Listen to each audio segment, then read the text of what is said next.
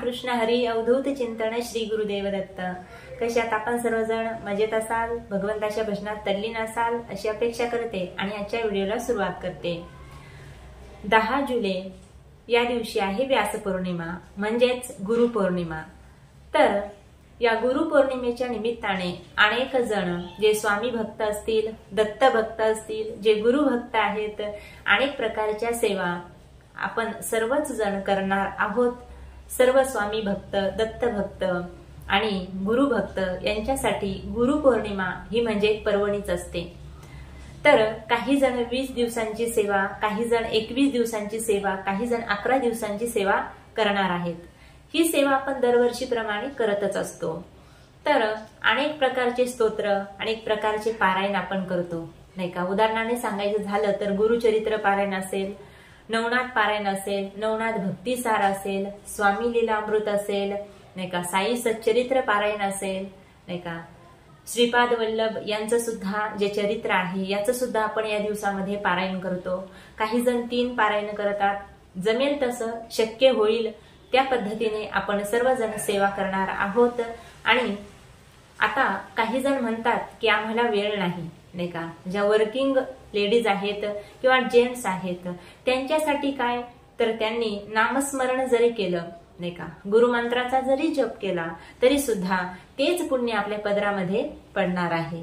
पण आता विशेष सेवा जर करायची असेल तर काय केली पाहिजे ती सुद्धा आपल्या सर्वांनाच ज्ञात आहे, नाही का। दत्तप्रभूंची सेवा जर केली तर अन्य कुठल्याही प्रकारचं साधन आपल्याला करण्याची गरज पडत नाही। कारण या जगामध्ये सर्वात जास्त गुरु जर कुणी केले असतील तर ते आमच्या दत्तप्रभूंनी।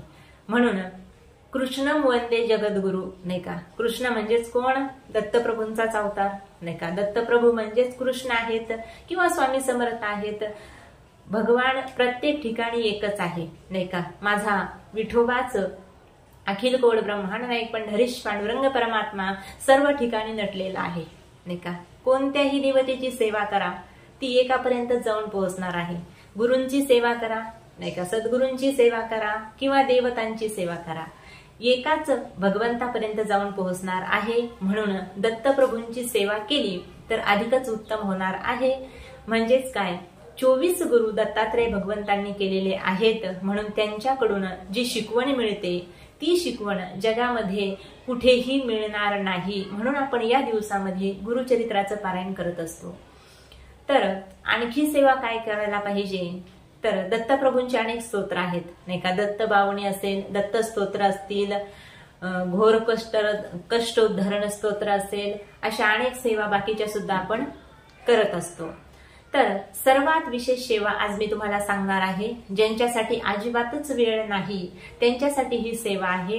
अगदी 2 मिनिटाची सेवा आपल्याला करायची आहे। 21 दिवस जर ही सेवा केली किंवा तुम्हाला जेव्हापासून वेळ असेल तेव्हापासून जर तुम्ही गुरुपौर्णिमापर्यंत ही सेवा जर करण्याचा प्रयत्न केला तर खूप मोठा फायदा, खूप मोठा लाभ आपल्याला मिळणार आहे। म्हणून अतिशय सुंदर सेवा आहे।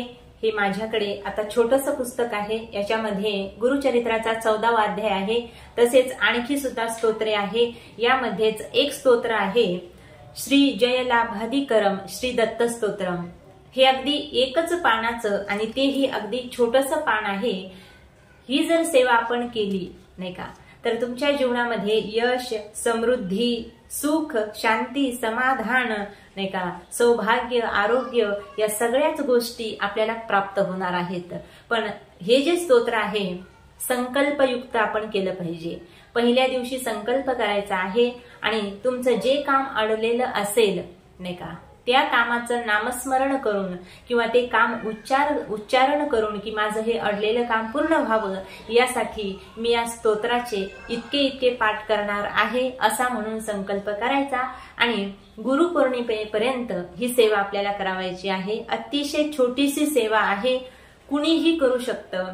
अगदी लहान मुलापासून आबाल वृद्धापर्यंत सर्वजण ही सेवा करू शकतात। आणि 1 मिनिटाचं स्तोत्र आहे, जास्त काही मोठं नाही, अगदी छोटंसं पान असल्यामुळे हे लगेच तुमच्याकडून वाचन सुद्धा होणार आहे। आणि जी भाषा आहे ती सुद्धा अगदी सुलभ असल्यामुळे लगेच 2-3 दिवसामध्ये हे स्तोत्र तुमच्या पाठांतर होईल आणि नंतर तुम्हाला एक पाऊण सुद्धा मिनिटं लागणार नाही. पाऊण मिनिटामध्येच तुम्ही हे स्तोत्र म्हणून घ्याल. फक्त तुम्ही म्हणाल आता पाऊण मिनिटाच्या सेवाने दत्तप्रभू प्रसन्न होतील का? तर निश्चितच होतील. त्यांना फक्त काय पाहिजे? देव भावाचा भुकेला, नाही का, थोर प्रेमाचा भुकेला हाची दुष्काळ तयाला.